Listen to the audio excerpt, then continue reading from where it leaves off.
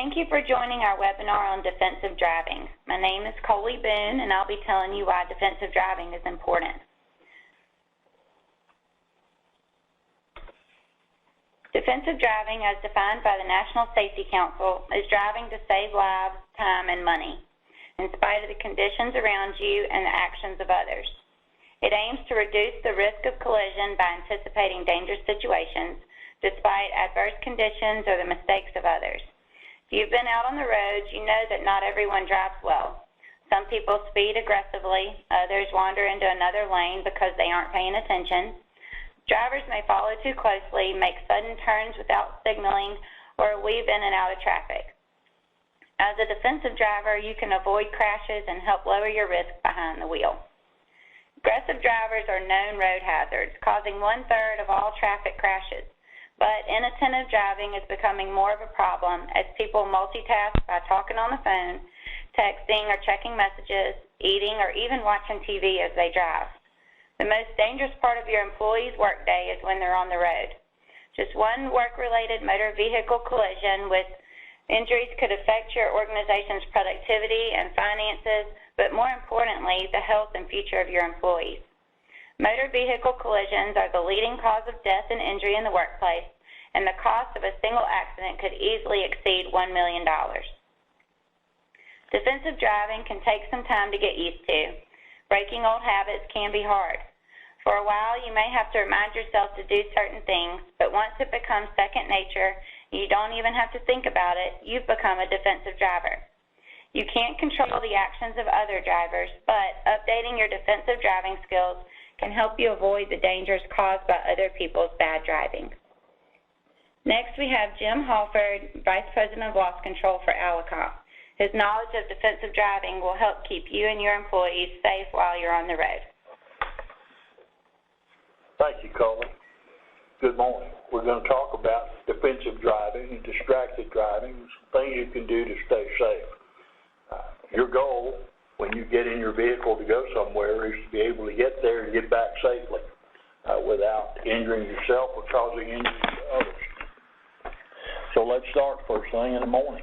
Whether you're operating a car, motorcycle, forklift, truck, before your first daily use, you should do a pre-trip inspection.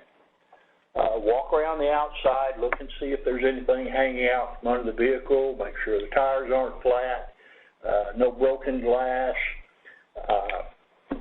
Just check the general exterior of your ride. Then get inside, crank it up, put your seat belt on, make sure that works, make sure there are no signals lit up on your dashboard, no lights warning you of a hazardous condition. If your vehicle is a truck or a forklift or a tractor or a log and it has a fire extinguisher, go ahead and check it and make sure it's up to date, fully charged, and not clogged up. Defensive driving, distracted driving, just driving in general is a full-time job when you're doing it. You need to know the limitations and the capability of the vehicle you're in.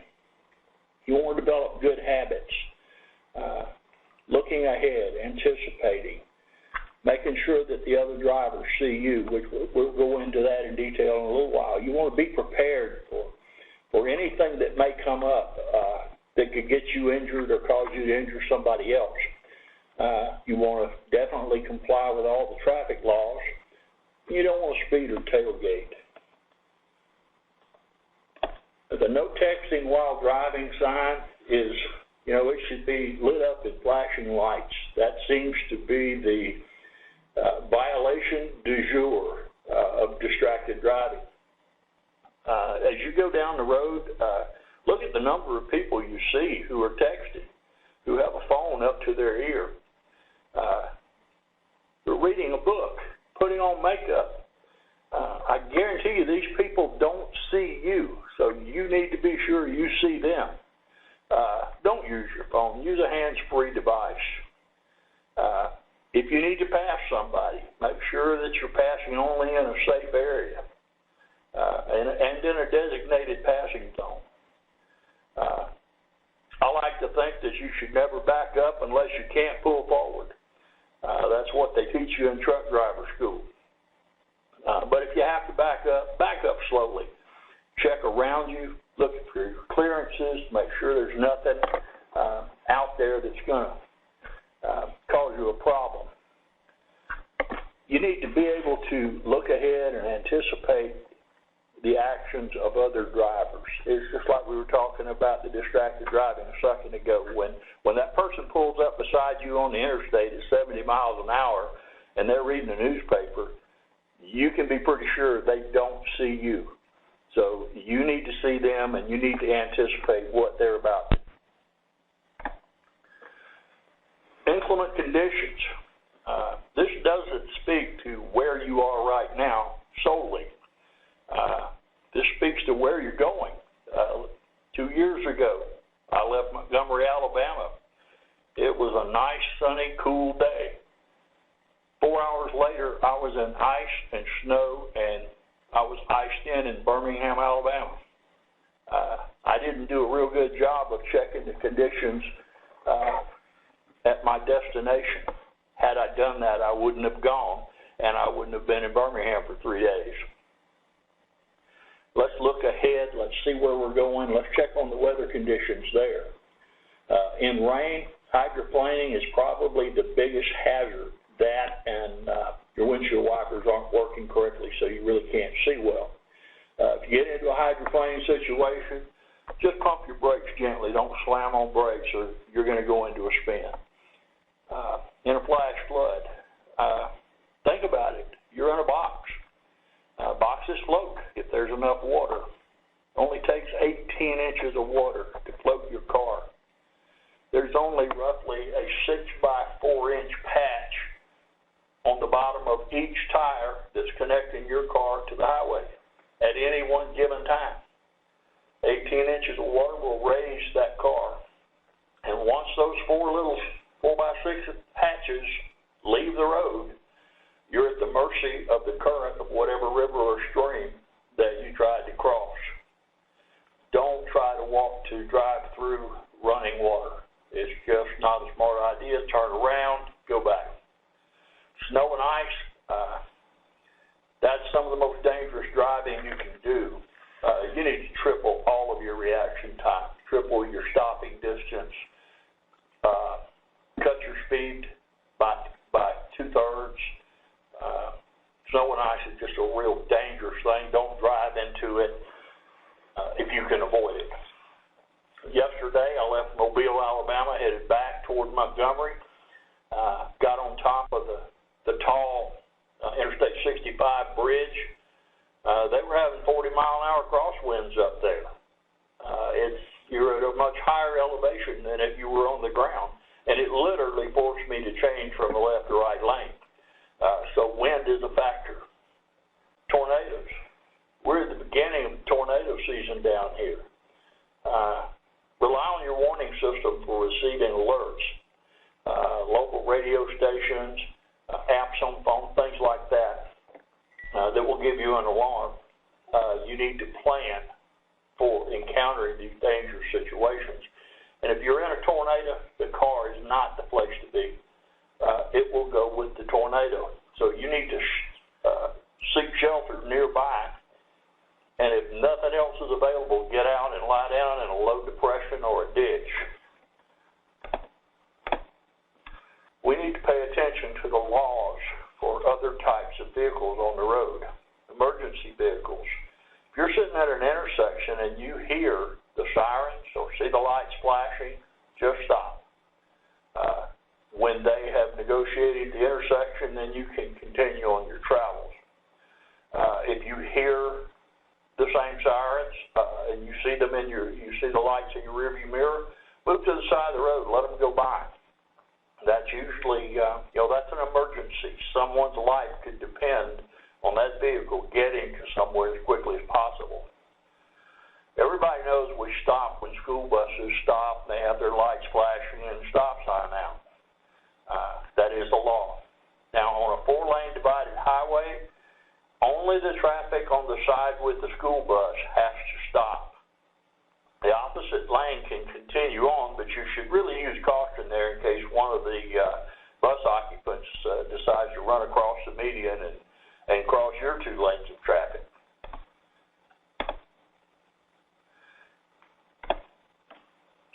City driving, it's a little busier. You have a lot more to watch for than out on open highways.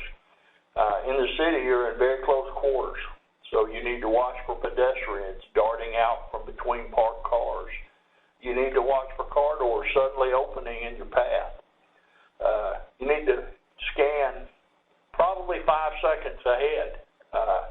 If you're looking out there 15 or 20 seconds ahead, you're going to miss what's happening at the end of your hood, which could be where that car door opens or that child chases the ball out in the street. As I said, highway driving, you're dealing with higher speeds, and you can look farther ahead. And unlike city driving, you have the added obstacles of wildlife, deer, coyotes, any kind of critter can cross the road in front of you at just a moment's notice and cause you to either run off the road or hit the animal, and that can cause a serious wreck. Here's some things to keep your mind on. Aim high in steering. Pick an imaginary target way out ahead of you, and your car will automatically aim for that target, and you will be centered on the road, and it won't weave in the lane as much. When you're approaching other drivers, you're at the intersection or in a parking lot, make sure the other drivers see you. In traffic, communicate. You have horns, lights, and signals. Use them. In parking lots, at intersections. Establish eye-to-eye contact with the other driver. Make sure they know you're there and what your intentions are. Don't gamble on them seeing you. They may be reading an email message or something on their phone. So use your horn and your lights in a situation like that. Always leave yourself an out. As I drive down the interstate, one of the things I do is what I call what ifing. I think, what if this guy slams on brake in front of me? Where would I go? Do I go left across the median or do I go right? Well, it depends on if there are fences or trees over on the right-hand side. Always be thinking about that. Leave yourself a path. Have an escape. You may not always have space on all four sides of your vehicle, but you should always have space in front, and you control that with your speed and with your brakes. Be prepared and always expect the unexpected. Keep your eyes moving. Look forward 5 to 8 seconds. Glance in your rearview mirror for a couple of seconds. Do this all along as you drive. It'll keep you awake, and when you start feeling drowsy, keeps you alive at intersection. And you don't want to just stare out the windshield, because that will cause you to be drowsy. And if you find yourself becoming too drowsy to drive, pull over, get out, walk around, get a drink of water, go to the restroom, do something to wake yourself up, and don't drive in a sleepy state. You need a knowledge of all kinds of different vehicles, whether you're riding them, riding in them, or whether it's someone else. Motorcycles, for instance, they have great side vision. They are very maneuverable. They also offer the greatest risk of personal injury if they're in a collision. And it's really hazardous to ride motorcycles on slippery, wet, or gravel conditions. Be aware of that. And so if you're driving behind one or meeting one, or if you're on one, remember that they don't handle really well if their wheels are not getting really good purchase on the pavement. Cars, everybody knows they have great side vision. They have a lot shorter stopping distance than a motorcycle or a truck. Trucks usually sit higher in the truck. You can see more in the front. But if it's a box truck like moving vans and things like that, you're dealing with a larger blind spot. Trucks usually require more stopping distance simply because of the weight. They're easier to roll over due to a high center of gravity, and they're even more affected in speedy wind gusts. It'll really cause you to sit up and take notice when a 40-mile-an-hour side wind hits you. And turning is usually more challenging in a truck because they have a shorter radius. So it's a good idea to have a knowledge of all the different types of vehicles you might be in or your fellow drivers are in. We're going to let Coley talk about some claims now. These are things that actually happen. These are things that drive people's experience mods up. They drive premiums up. But more importantly, they hurt employees. They injure employees. And all of these things that we talked about a few minutes ago, we need to put in practice so we can reduce the number of the injuries that we have.